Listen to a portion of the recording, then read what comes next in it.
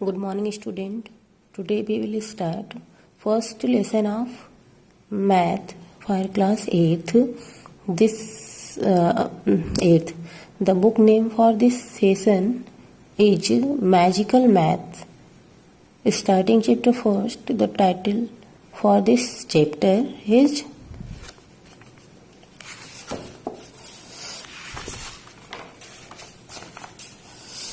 Rational Numbers.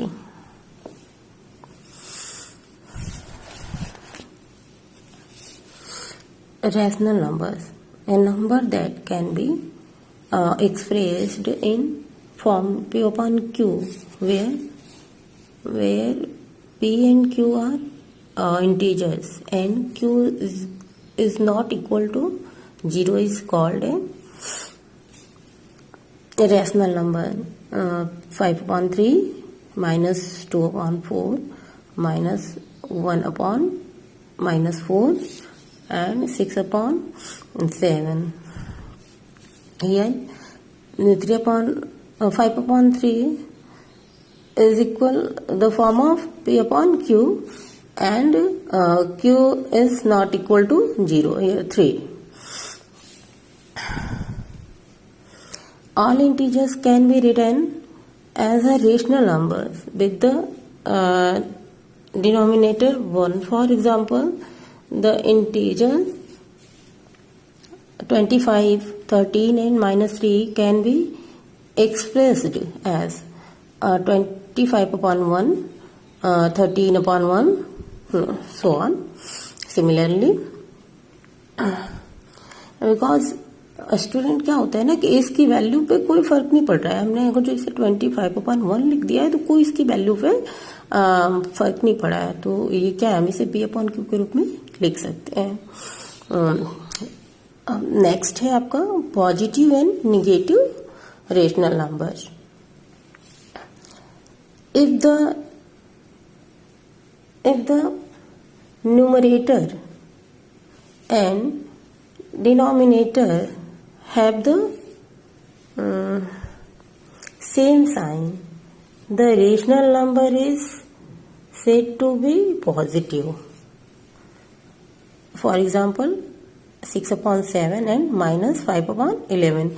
Here 6 upon 7 same sign and minus 5 upon minus 11 same sign. So ये क्या है कि एक पॉजिटिव रेशनल नंबर है क्योंकि इनके साइन यहाँ पे प्लस प्लस के हैं और यहाँ पे माइनस माइनस के, तो ये आपके क्या हो गया, पॉजिटिव रेशनल नंबर हो गए. If the numerator and denominator have different sign, the rational number is said to be negative. For example minus 2 upon 7 and 9 upon minus 5. Here same size वो सेम साइन नहीं है, यहाँ पे minus है तो यहाँ पे पॉजिटिव का साइन है, तो यहाँ पे निगेटिव का साइन है. इसी तरह से यहाँ पे पॉजिटिव का है, यहाँ पे निगेटिव का, तो एक ये क्या हो गया कि निगेटिव रेशनल नंबर हो गया. फिर नेक्स्ट टॉपिक है आपका इक्विवेलेंट फॉर्म, सिंप्लीफिकेशन और rational numbers. P upon Q is rational number and M is non-zero integer, that P upon Q is equal P into M upon Q into M, or P divided by M and Q divided by M. For example, अगर जो यहाँ पे देखो student, यहाँ पे 3 upon 4 है, तो क्या हुआ कि 3 को हम मल्टीप्लाई कर रहे हैं 5 से, और उसी तरह से 4 को भी 5 से मल्टीप्लाई करें, तो इस क्या हो रहा है कि इसकी वैल्यू में कोई फर्क नहीं पड़ेगा. क्यों, ये देखो 3 15 के इक्विवेलेंट है, बराबर है, और 4 भी क्या है 20 के इक्विवेलेंट है. सो यहाँ पे कॉमन मल्टीपल क्या हो गया आपका 5 हो गया.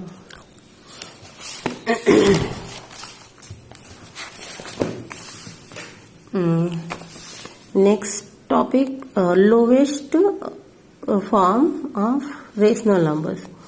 A rational number P upon Q is said to be in the lowest or simplest form if P and Q have no common factor other than 1. Look here. 15 upon 20 ये common factor 5 because 5 से अगर जो हम ये क्या करते हैं कि इन दोनों को डिवाइड करते हैं तो ये डिवाइड हो जाएगा और ये लोवेस्ट फॉर्म में कहा गया 3 अपॉन 4 हुआ। अब यहाँ पे कोई कॉमन फैक्टर नहीं है क्योंकि अब इनका एचसीएफ क्या हो गया। एक्चुअली एचसीएफ मीन्स क्या हो गया कि इनमें जो अब अंतर है वही आपका एचसीएफ है, तो ये एचसीएफ क्या हो गया 1 हो गया। तो अब हम कह सकते हैं कि ये क्या हो गया अपने लोवेस्ट फॉर्म में है। ठीक है, सो हम कह सकते हैं कि 3 upon 4 is the lowest form of 15 upon 20। So next topic है हमारा standard form of the rational numbers. A rational number is said to be in the standard form if it is the lowest form and its denominator is positive. For example, the rational number 2 upon 16 minus 4 upon 5 are in standard form, but the rational number 4 upon minus 5 and 12 upon 16 are not in standard form.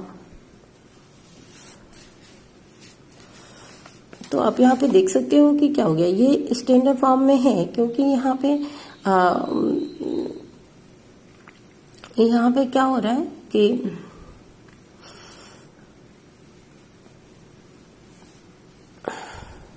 यहाँ पे जो आपका numerator और denominator है उसमें देखो कि positive sign है, यहाँ पे क्या है निगेटिव का साइन है। लेकिन यहाँ पे क्या हो रहा है कि आपके यहाँ पे न्यूमरेटर में क्या हो रहा है कि निगेटिव का साइन है। सो नेक्स्ट टॉपिक है आपका absolute value of rational numbers. The absolute value of rational number is it is numerator value without taking into consideration is in sign the magnitude of the rational numbers.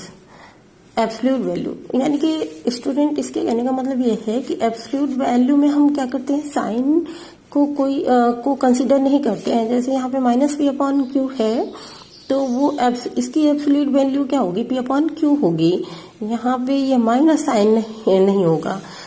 इसी तरह से हम लिख सकते हैं यहाँ पे मान लो माइनस 4/5 होता तो इसकी एब्सोल्यूट वैल्यू 4/5 होती। ये माइनस की वैल्यू को कंसीडर नहीं किया जाता है एब्सोल्यूट वैल्यू में। देन नेक्स्ट टॉपिक है हमारा equivalent rational number. Two rational numbers P upon Q and R upon S are said to be equal if P into S is equal Q into R। यानी कि यहाँ पे अगर मान लो कि 1/2, 2/3 कुछ ऐसा होता है स्टूडेंट, तो इसको मल्टीप्लाई करेंगे और इसको मल्टीप्लाई करेंगे तो क्या होंगे इक्वल होंगे, तो इसे हम इक्विवेलेंट रेशनल नंबर्स बोलेंगे। और थैंक यू स्टूडेंट्स। अभी इतना टॉपिक हमारा जो हमारा नेक्स्ट टॉपिक बचा हुआ है अगले क्लास में हम उसे पढ़ेंगे।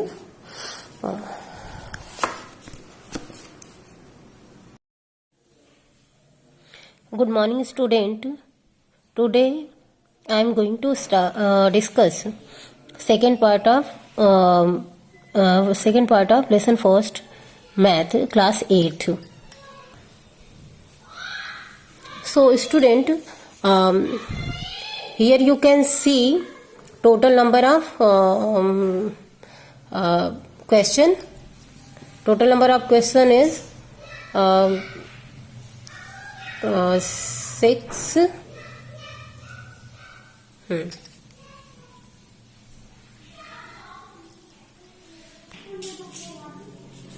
Question number first, find the value. So मैं यहाँ पे ये सेकंड क्वेश्चन आपका सॉल्व करने जा रही हूँ। अच्छे से देखिएगा कि कैसे सॉल्व होता है। क्वेश्चन फर्स्ट बी,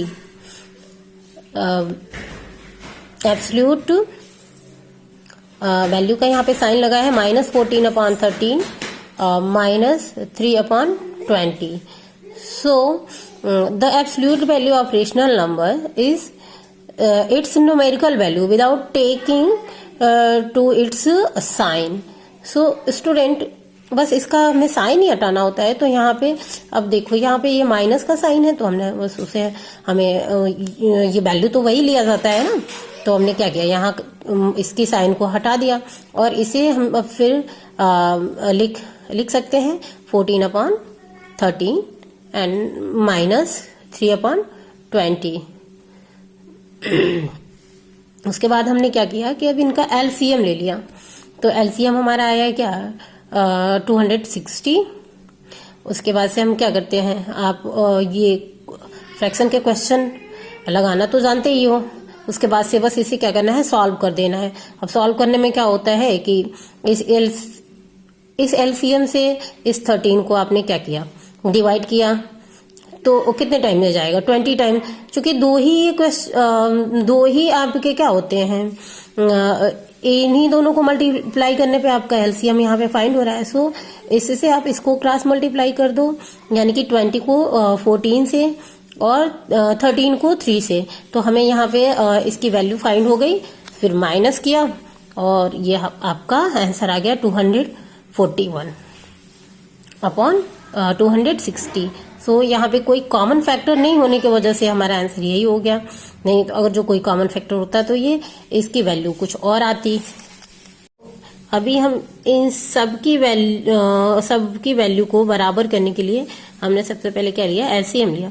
एलसीएम लेने के बाद से अब आप देखो, सॉल्व किया तो इसकी वैल्यू क्या आ गई, ये 30/45 आ गई। ये हो गया 20/45 और ये माइनस का 12/45 और ये 35/45। सो अभी हम देख सकते हैं ये तो माइनस की वैल्यू है, ये हमेशा ही छोटी रहेगी। ठीक है, तो इसे सबसे पहले इसकी वैल्यू क्या है यहाँ पे, -4/15। सो हमने इसे पहले लिख दिया। उसके बाद से अब देखो, अब असेंडिंग ऑर्डर का मतलब होता है ना कि सीढ़ियों पे चढ़ना।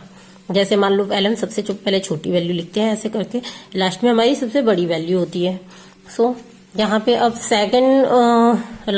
सेकंड नंबर पे कौन सी वैल्यू आती है, ये देखो आपकी यही वाली वैल्यू आ रही है ना। तो ये किसको रिप्रेजेंट कर रहा है, 4/9 को। सो हमने यहाँ पे 4/9 लिख दिया। उसके बाद से वैल्यू कौन सी बड़ी आ रही है, ये वाली आ रही है 30/45। तो ये किसको रिप्रेजेंट कर रहा है, ये 2/3 को रिप्रेजेंट कर रहा है। सो हमने यहाँ पे 2/3 लिख दिया और फिर लास्ट में ये जो बचा हुआ है 7/9। सो आपका क्वेश्चन सॉल्व हो गया। इसमें एक क्वेश्चन और भी है बी। सो ये आपको लगाना है।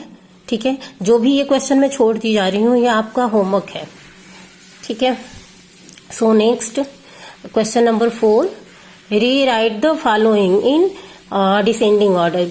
सो स्टूडेंट, आपने जैसे असेंडिंग ऑर्डर का सॉल्व किया उसी तरह से डिसेंडिंग ऑर्डर का सॉल्व करना है। अभी क्या होता है कि असेंडिंग ऑर्डर में आप ऐसे ऊपर मतलब शुरू में क्या होता है, छोटी वाली वैल्यू को रखते हैं, लास्ट में सबसे बड़ी वैल्यू को। यहाँ पे इसका जस्ट उल्टा हो रहा है कि पहले आप बड़ी वैल्यू को रखोगे फिर छोटी छोटी ऐसे करते हुए। तो ये आपको खुद सॉल्व करना है। आप इसे नोट कर सकते हो वीडियो को रोक के, या तो फिर स्क्रीनशॉट लेके आप इसे खुद ही सॉल्व करोगे। यहाँ पे question number 5, simplify the following.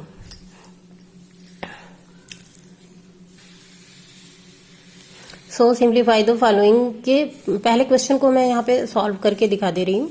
-8/15 plus and minus का sign 7/15। So easy.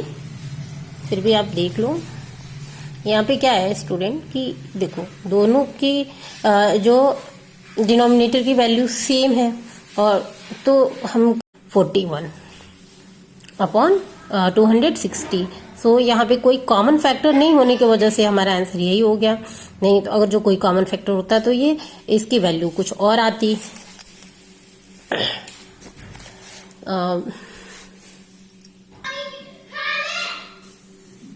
Second question, fill in the blanks with greater, smaller or equal. So you can see here question 2a, 7 upon minus 13 and box बना हुआ है 8 upon 15. So student कभी भी क्या होता है कि माइनस की वैल्यू हमेशा छोटी होती है, तो यहाँ पे 2 ही है तो इसे सॉल्व करने की क्या है, कोई जरूरत ही नहीं है। ये माइनस वाली वैल्यू क्या होगी, छोटी होगी। सो इसमें आप क्या करोगे कि ऐसे साइन लगा दोगे, ये वाला, ठीक है। और इसमें भी देखो क्वेश्चन नंबर बी में भी क्या है, यहाँ पे एक ही वैल्यू क्या है, माइनस का है। सो माइनस वाली 2 ही जब वैल्यू है तो एक पॉजिटिव वैल्यू हमेशा क्या होगी, माइनस से बड़ी होगी। तो यहाँ पे भी आपका क्या है, ये 5/8 greater than minus 9/15। And question number ये C, minus 11/16 and 13/16। So you can see question number सी।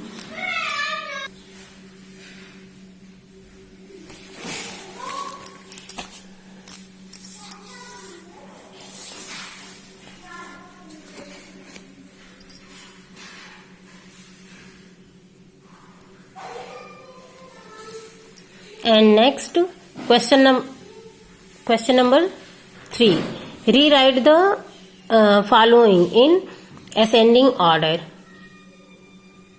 ठीक है, तो यहाँ पे दिया हुआ है 2/3, 4/9, माइनस 4/15 और 7/9। तो मैं इसे आपको सॉल्व करके दिखाती हूँ। So first we find the LCM of in these fraction 3, 9, 15 और की देखो दोनों की जो डिनोमिनेटर की वैल्यू सेम है। और तो हम क्या करेंगे, सबसे पहले तो हम इसे ऐसे लिख लेते हैं, जो बड़ी वैल्यू होगी वही बड़ी होगी और ये जो छोटी होगी, ऐसे सिंप्लीफाई करते समय। तो अभी ये देखो, ये माइनस साइन यहाँ पे लगा है तो ये माइनस साइन ऐसे ही रहेगा, और ये प्लस और माइनस का मल्टीप्लाई क्या होता है, माइनस हो जाता है। तो यहाँ पे आपका माइनस साइन लग गया और 7। चूंकि अब डिनोमिनेटर सेम है तो कुछ नहीं, इन दोनों माइनस माइनस की वैल्यू क्या होगी, जब भी हम माइनस माइनस 2 माइनस होते हैं तो वो क्या हो जाएगा, माइनस की वैल्यू। तो यहाँ पे माइनस साइन तो लगेगा ही, बाकी बस हम इनको क्या करेंगे, प्लस कर देंगे। तो यहाँ पे हो गया 15/15। सो ये 15 1 जार 15 कट के आ गया, इसकी वैल्यू क्या आ गई, 1 आ गई। So next second question.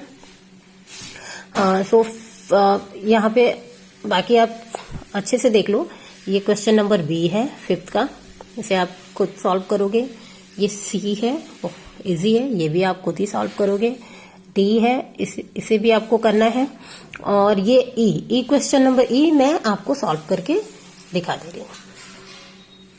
So question number ई यहाँ पे लिखा है -5 plus minus 9/16 plus minus 5/8। So student, हम इस 5 की वैल्यू को यहाँ पे डिनोमिनेटर 1 रिप्रेजेंट कर सकते हैं, उसकी वैल्यू में कोई फर्क तो पड़ेगा नहीं। तो अभी हम यहाँ पे लिखेंगे -5/1 एंड प्लस माइनस मल्टीप्लाई होके क्या होता है, माइनस होता है। तो माइनस फिर 9/16 एंड माइनस 5/8। एलसीएम ऑफ 16 8 का क्या होगा आपका, 16 ही होगा। सो 16 यहाँ पे है। अब ये 16 से ये डिनोमिनेटर कितने टाइम में इसे डिवाइड करेंगे तो जाएगा 16 टाइम। सो हम यहाँ पे क्या करेंगे, -5 को 16 से मल्टीप्लाई कर दिया। फिर यहाँ पे आपके माइनस का साइन लगाया, तो यहाँ पे भी हमने माइनस का साइन लगाया। और फिर क्या किया, कि ये 9 जो है ऊपर का लिखा और ये 16 से ये आपका एलसीएम वन टाइम में ही तो डिवाइड होगा, तो इसे हमने वहां यहाँ पे 1 लिख दिया। ये कुछ नहीं है। और फिर माइनस की वैल्यू लगाई और फिर इसे सॉल्व किया। इस तरह से हमारी वैल्यू आई क्या, -18 -9 -10/16। सो यहाँ पे फाइनल आंसर है आपका -99/16। यहाँ पे कोई कॉमन वैल्यू है नहीं तो ये कटेगा नहीं, इससे छोटा नहीं बन सकता। सो अब ये लास्ट क्वेश्चन है आपके लेसन का, यहाँ पे 6। सो यहाँ पे देख लो कि ABCDE ये 5 क्वेश्चन है। इसमें से 2 मैं आपको सॉल्व करा देती हूँ। यहाँ पे आप का ये C में सॉल्व करा देती हूँ। यहां से जाओगे तुम लोग। सो स्टूडेंट देखो यहाँ पे ये क्या हो रहा है कि ये यहाँ पे 7 है, 7 से ये -14 2 टाइम कट गया। कोई नहीं, कुछ हम ऊपर मल्टीप्लाई नहीं करेंगे, और जब वैल्यू कटने वाली होती है तो उसे हम काट के खत्म करते हैं। तो ये देखो ये 5 से ये क्या हो गया, 25 है, 5 टाइम डिवाइड हो गया। और फिर यहाँ पे अभी देखो ये 5 से ये 3 टाइम्स ये डिवाइड हो गया।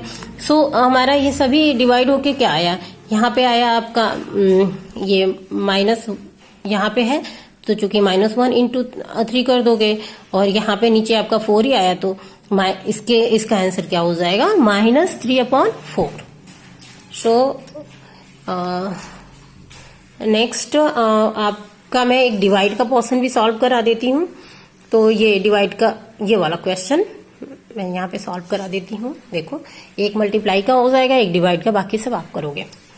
सो यहाँ पे देखो लिखा है -15/19 डिवाइड बाई 30/17। सो स्टूडेंट कुछ नहीं होता है, ऐसे है जो डिवाइड है तो आपका ये देखो -15/19 यहाँ पे आप ऐसे एज इट इज लिख लोगे।